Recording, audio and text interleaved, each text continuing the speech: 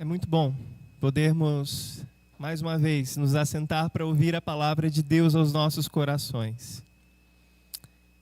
Nesse mês que marca o nosso retorno aos encontros presenciais aqui na Vila, nós temos caminhado através dos salmos que são conhecidos como cânticos de romagem. Infelizmente, pela série durar só um mês, nós teremos apenas 4 desses salmos selecionados. Nós já começamos com o Salmo 121.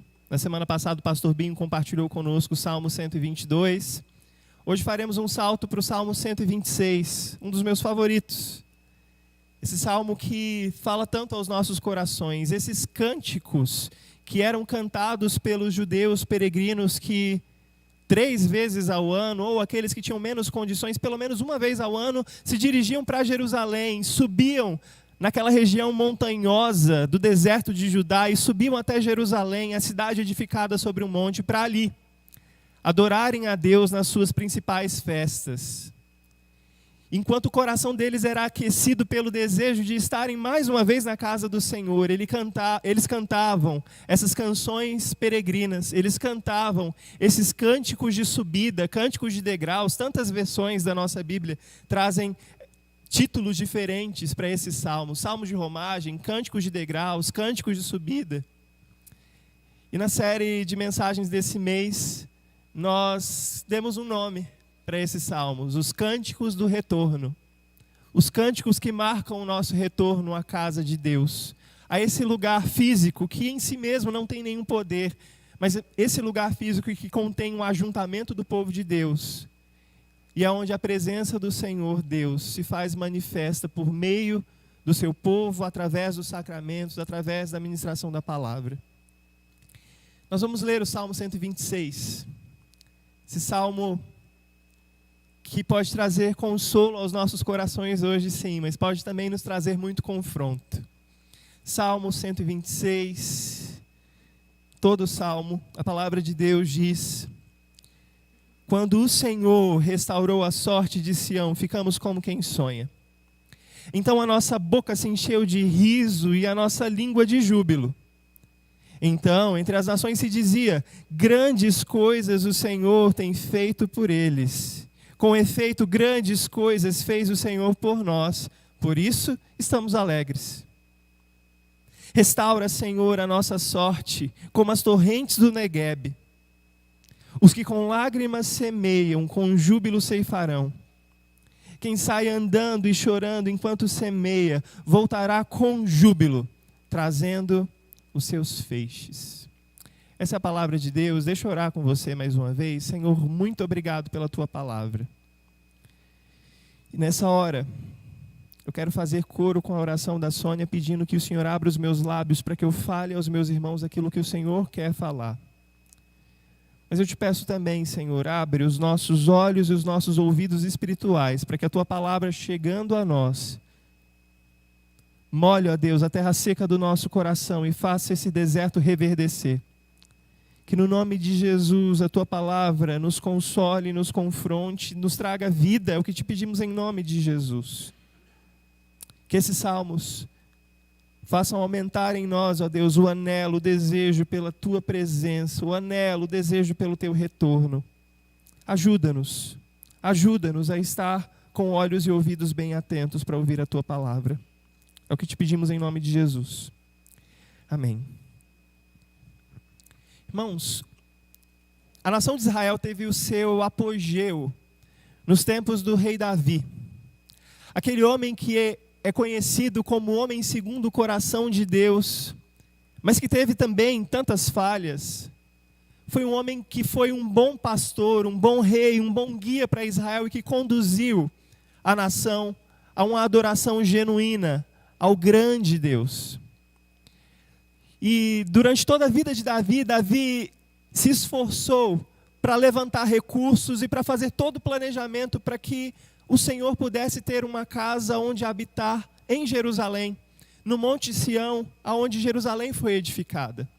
Porém, Davi não logrou êxito nos seus intentos. Ele apenas levantou recursos, ele apenas conseguiu projetar o templo, mas foi o seu filho Salomão quem construiu o templo. Antes, a presença de Deus se manifestava no tabernáculo, aquela tenda armada no deserto, feita de pelos de animais. E uma vez por ano, o sumo sacerdote entrava ali para oferecer sacrifícios de expiação pelo povo. Porém, no tempo de Salomão, finalmente, eles começaram a construir e conseguiram terminar a construção do templo. Consagraram o templo a Deus e a nação toda de Israel vinha diante de Deus para adorar nas 3 principais festas judaicas. Porém, ainda em Salomão, nós vemos que começa-se um processo de desvio da palavra de Deus, começa-se um processo de abandono dos princípios do Senhor. E depois de Salomão, todos os reis que vêm depois dele começam a se entregar à idolatria, começam a adorar outros deuses, começam a trazer costumes de povos pagãos para dentro da cidade que deveria se chamar pelo nome do Senhor. Toda aquela glória que Davi um dia sonhou para ver na cidade de Jerusalém, agora estava misturada. Vez após vez, Deus enviou profetas, Deus enviou homens que condenaram o pecado dos judeus, condenaram os pecados dos irmãos dos judeus, o povo da tribo do norte, porque depois de Salomão aconteceu uma guerra civil, tribos do norte com as tribos do sul, Judá no sul com a capital em Jerusalém. No norte nós tínhamos a capital, Samaria. Tanto Samaria quanto Jerusalém, todas as 12 tribos de Israel haviam se desviado dos caminhos do Senhor. E os profetas que avisavam, que traziam vez após vez a palavra do Senhor, diziam: se arrependam dos seus maus caminhos, voltem-se para o Senhor, porque senão aquelas promessas de maldição virão sobre vocês. O povo não ouviu. Consequência disso é que, primeiro, as tribos do norte foram arrasadas pelos assírios, foram levados cativos. Por mais um tempo, o povo de Judá, o povo da tribo do sul, em Jerusalém, se manteve fiel. Ezequias foi um dos reis que reformou o serviço no templo. E aqueles fiéis não permaneceram fiéis por muito tempo. Logo, logo, eles também se desviaram. E os assírios, que tinham conquistado a tribo do norte, agora tinham sido conquistados pelos babilônios. E os babilônios acabam também conquistando Judá. E o que a gente vê no Salmo 126 é um povo que passou 70 anos debaixo do exílio em terra estrangeira. Um povo que passou 70 anos longe daquele templo que era o lugar da habitação do seu Deus. Um povo que passou 70 anos amargando mais uma vez a escravidão porque desobedeceram a Deus. Na Babilônia não havia templo pelo menos consagrado a Deus. Na Babilônia não havia festas, na Babilônia não se ouviam os cânticos de Sião, os cânticos de adoração ao Deus da terra e céus. Lá na Babilônia, os judeus que foram levados como prisioneiros, agora estavam humilhados e viraram motivo de chacota para as pessoas das outras nações que riam deles, falando: por que agora vocês não cantam as canções do seu Deus, as canções de Sião aqui? E como a gente vê no profeta Jeremias, os judeus diziam que às margens dos rios da Babilônia, eles se assentavam e choravam, porque na Babilônia não havia templo, não havia presença viva de Deus como havia antigamente. Lá na Babilônia não havia festa, lá na Babilônia não havia canto de adoração e de celebração a Deus. Porém, depois de um processo muito longo, Deus levanta um rei chamado Ciro, do Império Medo-Persa, que já tinha agora dominado inclusive a Babilônia. E Ciro recebe uma mensagem direta de Deus, um homem ímpio recebe uma mensagem de Deus, que manda que esse povo volte para Jerusalém e reconstrua a cidade, reconstrua o seu templo. E agora os cativos, aqueles que viveram tempos de humilhação, começam a viver um tempo de restauração em suas vidas. E dentro desse contexto nós chegamos ao Salmo 126, que começa dizendo: quando o Senhor restaurou a nossa sorte. É nesse tempo de alegria, de sorte restaurada, tempo de restauração, que o povo canta: quando o Senhor restaurou a nossa sorte, nós ficamos como quem sonha. Ficamos como quem sonha. Quando o Senhor restaurou a sorte de Sião, e Sião era esse lugar físico, onde os judeus acreditavam que a presença de Deus repousava, e até hoje, se você perguntar para um judeu, ele vai dizer para você que o lugar mais santo na face da terra é o monte onde Jerusalém está edificada, porque lá ainda hoje Deus habita. Nós que sabemos que o Senhor Jesus é rei sobre todo o cosmos, sobre todo o universo, Ele estabeleceu e expandiu esse reino dele de forma que a sua presença e o seu governo não estão mais restritos a um lugar físico, mas o Senhor Jesus é rei sobre toda a extensão do universo, sobre toda a terra.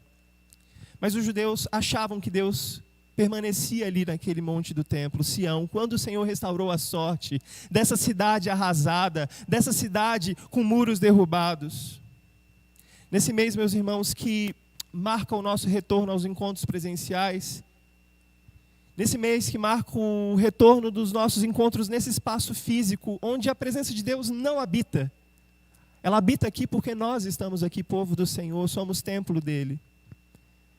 Nós queremos cantar uma canção de restauração, nós queremos cantar uma canção que o Senhor coloca nos nossos lábios ao nos trazer esperança, assim como os judeus que voltavam do cativeiro.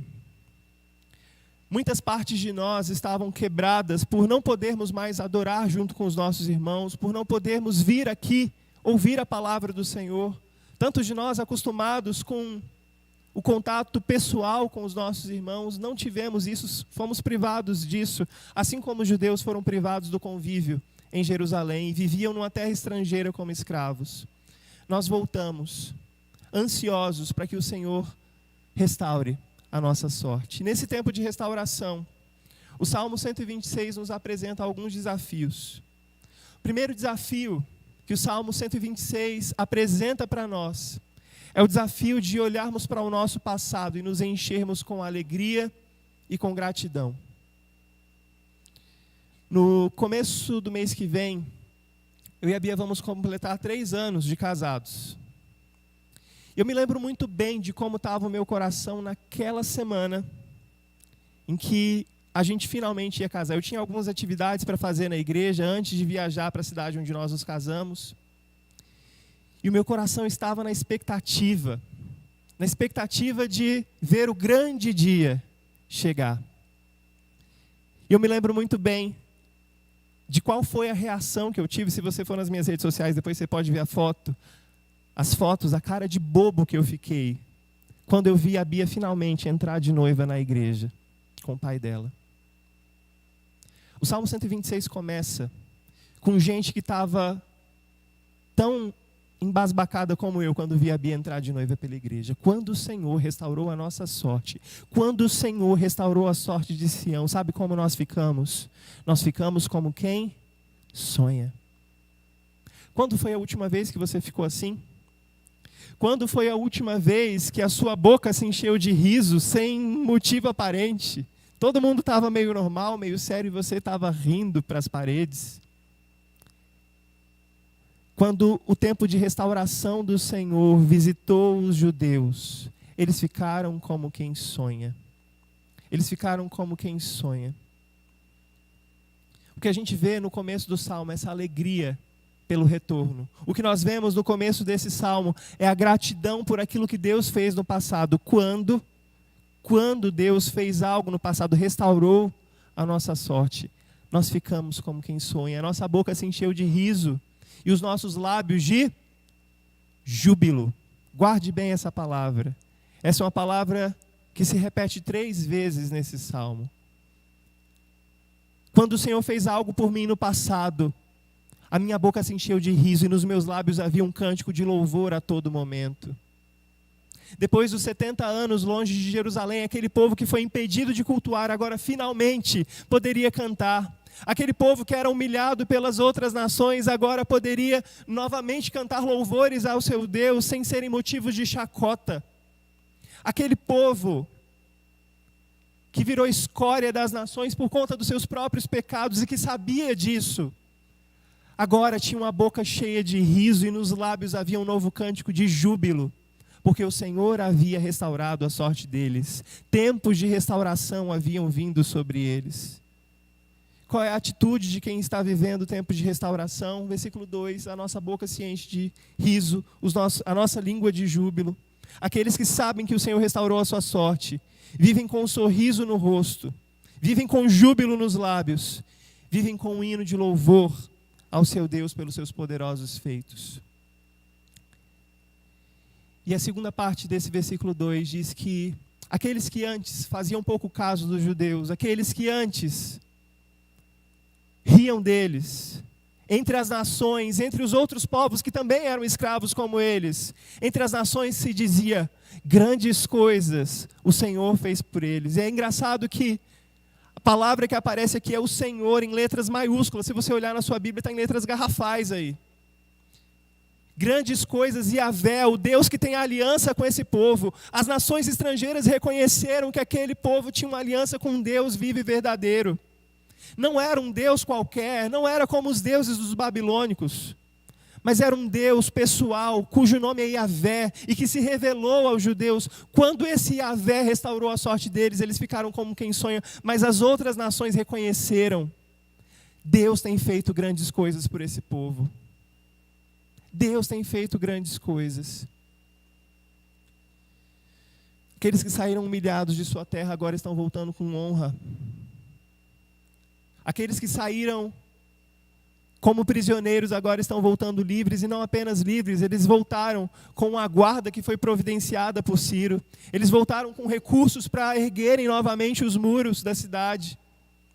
Irmãos, um dia eu e você éramos exatamente como esses judeus cativos. Eu e você vivíamos debaixo da prisão do pecado. Nós vivíamos exilados na nossa própria perdição, vivíamos afogados num poço de lama e perdição. Mas como o próprio salmista diz, o Senhor me tirou desse poço, colocou os meus pés sobre uma rocha, pôs em meus lábios um cântico novo, um hino de louvor ao nosso Deus, e muitos têm visto isso. Assim como entre as nações se dizia que o Senhor havia feito grandes coisas. Um dia, eu e você éramos esses perdidos pecadores que estávamos fadados a pagarmos pelos nossos pecados. Eu e você éramos esses pecadores que estávamos à parte da bênção de Deus, longe da presença de Deus, longe dos cânticos de Sião, longe da presença que nos torna filhos. Mas um dia o Senhor restaurou a nossa sorte. Um dia o Senhor enviou a nós o seu Filho Jesus, e nós ficamos como quem sonha. Um dia nós que não tínhamos perspectiva nenhuma de ter uma eternidade ao lado de Deus, porque por conta dos nossos pecados sofremos a separação eterna de Deus, mas um dia vivemos um tempo de restauração na nossa vida, e o Senhor restaurou a nossa sorte e nos aproximou dele mesmo. Ele nos trouxe de volta, não para uma Sião física, não para uma Jerusalém física, mas Ele nos trouxe de volta para Sião, que é o seu povo. É tempo, meus irmãos, de nos lembrarmos daquele dia. É tempo, meus irmãos, de nos lembrarmos de quando o Senhor restaurou a nossa sorte. O primeiro desafio que o Salmo 126 traz para mim e para você é nos lembrarmos com gratidão e alegria de que estávamos perdidos, mas o Senhor nos encontrou, o Senhor nos salvou. Que a lembrança dos tempos de restauração que um dia chegaram sobre a sua vida encham o seu coração e tragam alegria, tragam esperança, tragam confiança. Quando o Senhor restaurou a minha sorte, fiquei como quem sonha, nos meus lábios havia um cântico de júbilo, não mais praguejando, não mais alguém em cuja boca existem palavras torpes contra Deus, mas agora eu fui aproximado pelo sangue de Cristo, fiquei como quem sonha, e em meu coração há alegria, júbilo e gratidão pelo que Deus tem feito. Mas o Salmo 26 não é apenas um convite a olharmos para o passado com alegria e gratidão. O Salmo 126 também é um convite a olharmos para o presente, a olharmos para a nossa situação atual, a olharmos para como estamos hoje. Versículo 4. Restaura, Senhor, a nossa sorte como as torrentes do Neguebe. Você já experimentou na sua vida algum momento em que dentro de você havia um misto de alegria e tristeza ao mesmo tempo? era o que os judeus que cantavam esse salmo estavam sentindo. Depois de voltarem com alegria para Sião, voltarem com alegria para Jerusalém, logo, logo, eles viram que o povo que voltou alegre começou a se desviar de Deus mais uma vez. E nesse tempo de reconstrução, se você quiser localizar na sua Bíblia, aonde está o versículo 4, você vai se lembrar dos tempos de Esdras e Neemias, que estavam reconstruindo o templo depois que o povo voltou do exílio. Esdras e Neemias pregaram a reconstrução da cidade, a restauração da cidade. Mas se você for para outros profetas menores, Naum, Ageu, eles vão falar sobre um povo que voltou sim com alegria, mas que logo, logo tinha se desviado. Ageu vai falar sobre o povo que começou a cuidar das próprias coisas, ao invés de cuidarem da restauração, do serviço no templo. E Ageu denuncia o pecado do povo. Por que vocês moram em casas muito ornamentadas? Por que vocês moram em lugares muito bonitos? Porque o comércio de vocês começou a prosperar, mas a casa de Deus está em ruínas. Os profetas menores denunciam esse tempo em que Deus queria trazer restauração para a cidade, mas o povo estava preocupado só com seus próprios interesses. Depois de olharmos com alegria e gratidão para aquilo que Deus fez no passado, o Salmo 126 nos convida a olharmos para o presente e nos fazermos a seguinte pergunta: será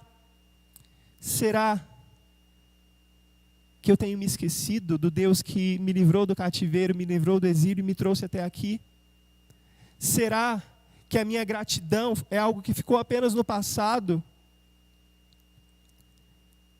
Restaura, Senhor, a nossa sorte, é o clamor do salmista. Assim como era o clamor dos profetas para aquele povo. Restaura, Senhor, a nossa sorte. Porque nós achamos que seria um tempo de muita alegria, um tempo em que nós brilharíamos a glória do Senhor para todas as nações à nossa volta. Porém, a situação que vemos é uma situação de opróbrio. Aqueles que amavam a Jerusalém, aqueles que amavam realmente aquela cidade, estavam interessados em ver o seu bem. Eles tinham tristeza, porque embora a obra de restauração de Deus houvesse começado, o povo não estava desejoso de levá-la adiante. Da mesma forma, meus irmãos, hoje Deus está à procura de homens e mulheres fiéis que amam a Jerusalém que está por vir. Homens e mulheres que estão realmente interessados em ver famílias em sua igreja. Homens e mulheres que estão interessados em ver pessoas nas ruas da nossa cidade tendo restauração em seus relacionamentos, tendo restauração em sua espiritualidade, em sua vida com Deus. Aqueles que verdadeiramente amam o Senhor, choram e pedem: Senhor, restaura a nossa sorte, restaura a sorte da nossa nação. Restaura a sorte da nossa cidade. Restaura, Senhor, a sorte da nossa economia, que foi arrasada por essa pandemia. Restaura, Senhor, a situação da igreja no Brasil, que está envolvida com tantos escândalos terríveis. Pregadores que só pensam em si mesmos. Restaura, Senhor, a minha família, que se vê em ruínas, que outrora amávamos vir à tua casa, celebrar ao Senhor, mas agora não existe desejo do nosso coração. Restaura, Senhor. Precisamos, sim, olhar com gratidão para o passado, mas precisamos olhar para o presente e fazer a oração do salmista. Restaura, Senhor, a nossa sorte. E aqui o salmista traz para a gente uma analogia. A analogia das torrentes do Negueb. Restaura a nossa sorte como as torrentes do Negueb. O Negueb é o maior deserto de Israel. Só esse deserto ocupa 60% do território de Israel. E ele fica no extremo sul de Judá. E esse deserto, durante todo o ano, é um deserto como a gente conhece, terra rachada, vegetação escassa. Mas se você olhar no Negueb ao longe, você vai ver várias montanhas. E aquelas montanhas que estão bem longe, você só consegue ver o cume delas. Aquelas montanhas estão bem verdinhas. Porque ali nas grandes altitudes sempre existe umidade suficiente para regar o solo daquelas montanhas. Porém, em uma época do ano, quando chega o inverno, a chuva que vem e cai sobre aquelas montanhas, cai de uma forma tão torrencial, lá longe, lá naquelas montanhas, que a água que vem delas escorre e sai rasgando a terra seca do deserto. E lugares onde antes havia apenas lama, lugares onde antes havia apenas poeira e vegetação escassa, começam a ser rasgados pelas águas caudalosas das chuvas torrenciais que vêm sobre Israel. E aqui o salmista, se lembrando desse efeito da natureza, ele diz: Senhor, restaura a nossa sorte dessa forma. Por mais que na minha vida eu não veja chuvas caírem diretamente no meu deserto, mas faz com que chuvas caiam em outros lugares, e que essa água das chuvas venha torrencialmente restaurando a minha vida. Restaura, Senhor, a nossa sorte como as torrentes do Neguebe. É pedir: Senhor, traz as tuas chuvas torrenciais que arrancam de mim a terra suja. Há alguns anos já eu vi um vídeo de vários turistas que anualmente vão a essa região de Israel para observar esse fenômeno acontecer. Se você procurar no YouTube Torrentes do Neguebe, você vai ver esse vídeo. Inicialmente parecem águas que vêm seguindo o seu curso, como se fosse enxurrada no canto de uma calçada. Mas logo depois, as pessoas que estão ali para assistir, elas têm que sair de perto, porque a torrente se torna algo tão forte, capaz de levar pessoas, capaz de encher valas. E durante boa parte das estações da primavera, o deserto do Neguebe começa a reverdecer, começa a florescer. Irmãos, nós devemos ter sim alegria pelo que Deus fez no passado, mas quando nós olhamos para a nossa situação atual e vemos: Senhor, o que em mim existe é deserto, o que em mim existe é pecado, o que em mim existe é separação do Senhor. Eu não quero continuar assim. Senhor, restaura a nossa sorte. É o segundo olhar que o salmista traz para a gente. Mas não restaura de qualquer forma, restaura como as torrentes do Neguebe. Porque eu sei que a minha vida precisa de uma restauração radical, de uma restauração profunda, como a daquelas águas que rompem, mas que penetram no fundo dos sulcos da terra e que são capazes de abastecer os lençóis freáticos para fazer com que, por um bom tempo, a minha vida permaneça viva e haja vida por onde a minha vida estiver. Eu não sei como você chegou aqui, qual é a sua situação atual. Talvez você esteja no primeiro estágio do Salmo, como quem sonha ainda. Mas eu creio que grande parte de nós vive esse segundo estágio. Um estágio de sequidão, um estágio de deserto. O salmista nos convida a olhar para o presente, colocar os nossos joelhos no chão e clamar: Senhor, restaura a nossa sorte. Contudo, existe um terceiro movimento que o salmista nos convida a fazer.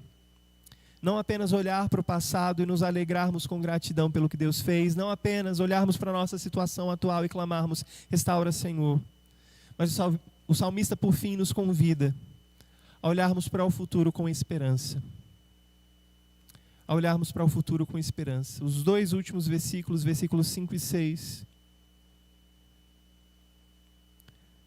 Os que com lágrimas semeiam, com júbilo ceifarão. Quem sai andando e chorando enquanto semeia, voltará com júbilo, trazendo os seus feixes. Note que a palavra júbilo aparece 3 vezes nesse salmo. Versículo 2, e a nossa língua se encheu de júbilo.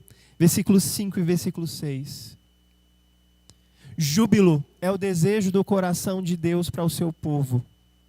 Júbilo é o desejo de Deus para uma igreja que reconhece que Deus agiu no passado, um Deus que pode nos salvar no presente, mas um Deus que no futuro trará para nós esperança. Júbilo é a declaração de um povo que, ao ser grato a Deus pelo que Ele já fez, pelo que Ele faz e pelo que Ele fará, testemunha diante do mundo que o nosso Deus é um Deus que transcende todas as nossas circunstâncias.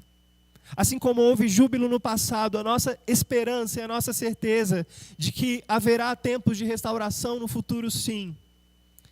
A certeza de que haverá tempos de restauração deve gerar em nós um júbilo nos lábios, para que nós testifiquemos para os outros desse júbilo. Os que com lágrimas semeiam, com júbilo ceifarão. É muito interessante a gente ver essa imagem da colheita que vem. Uma imagem que é muito pouco comum para nós, homens e mulheres modernos. Numa sociedade cada vez mais urbana, a gente tem pouquíssimo contato com a realidade rural, com a realidade do sítio, da plantação. Aqui o salmista fala aqueles que semeiam. E se você conhece alguém que tem uma rocinha, um sítio, se você já semeou alguma coisa, se você gosta de cultivar coisas, não existe exercício maior de fé do que ser um agricultor. Porque muitos agricultores no nosso país fazem investimentos, pegam empréstimos para comprarem sementes, para comprarem maquinário, para comprarem ferramentas, para contratarem serviço. Mas eles não sabem se aquilo vai vingar, se a semente vai estar no bom solo. E por mais que a tecnologia ajude, nada disso traz para a gente garantias. Nada disso traz para um agricultor garantias. Às vezes o agricultor coloca a semente, chove demais. Aquela plantação, aquele plantio se perde todo. Às vezes o agricultor coloca adubo de menos, a semente morre. Às vezes, como a Bia me conta que o pai dela fez várias vezes, que ele já foi agricultor, a estação de frio, a geada vem e mata toda a plantação que estava quase perto de florescer. Que exercício de fé é plantar? Que exercício de fé é semear? Versículo 5. Os que semeiam com lágrimas. Aqueles que semeiam chorando, sem saber o amanhã, sem saber se a semente vai vingar, vão ceifar com júbilo. Aqueles que enquanto semeiam choram as perdas, aqueles que enquanto semeiam choram o seu estado de miséria espiritual e reconhecem que em si mesmo não existe recursos para ter e viver tempos de restauração. Aqueles que choram voltarão com júbilos. Você deseja viver tempos de restauração na sua vida? Você deseja que a sua família viva tempos de conserto com Deus e tempos de restauração, tempos de retorno ao aconchego de Deus, talvez aquele membro da sua família que está afastado dos caminhos do Senhor? Aqueles que com lágrimas semeiam a boa semente do Evangelho no coração de um amigo, com júbilo voltarão. Quem sai andando, chorando, orando pela salvação de algum parente, voltará com júbilo trazendo seus feixes. Se pudéssemos resumir em 2 palavras todo esse salmo, essas palavras seriam restauração e júbilo. Enquanto eu e você habitarmos nesse corpo mortal, enquanto eu e você vivermos aqui, nós precisamos urgentemente olhar para o nosso passado com alegria e gratidão. Precisamos clamar a Deus: restaura, Senhor, a minha sorte hoje. Mas precisamos também olhar para o futuro com esperança de que haverá um dia, e nesse grande dia, viveremos para sempre uma restauração que será completada. Sabe por quê, irmãos? A restauração de Israel, nesse momento de volta para o exílio, não foi completa. Eles viveram anos e anos e anos tentando se reerguer, mas embora o templo tivesse sido construído, faltava uma coisa para o povo de Israel: não havia rei. O sacerdócio, sim, foi restabelecido, mas não havia rei. Porém, 400 anos depois da volta do exílio, Deus levanta mais um rei. Levanta um rei descendente da raiz de Davi, para que esse rei governasse sobre esse povo e finalmente libertasse eles do maior de todos os cativeiros. Deus queria trazer tempos de restauração para Israel, porém Israel não soube reconhecer o domínio desse rei.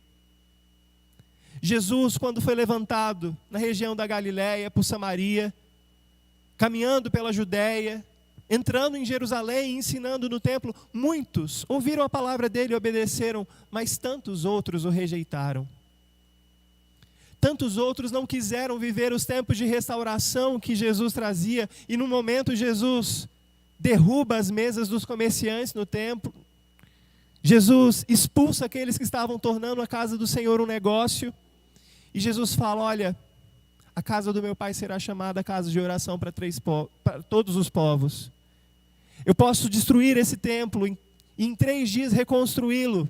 E Jesus estava falando do próprio corpo. Jesus estava falando sobre uma restauração que aqueles judeus nunca haviam visto, que era a ressurreição do corpo. Mas mesmo assim, os judeus rejeitaram Jesus e não quiseram viver tempos de restauração.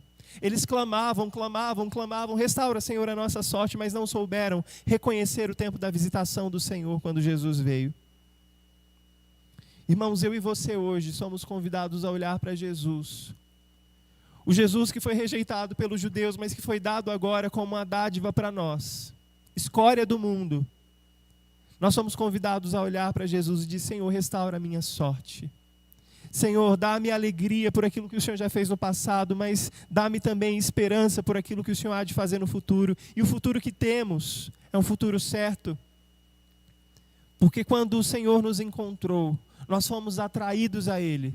E uma vez que fomos atraídos a Ele, agora, nós desfrutamos da promessa que Ele tem de que com júbilo voltaremos trazendo os nossos feixes no grande dia em que Ele retornar.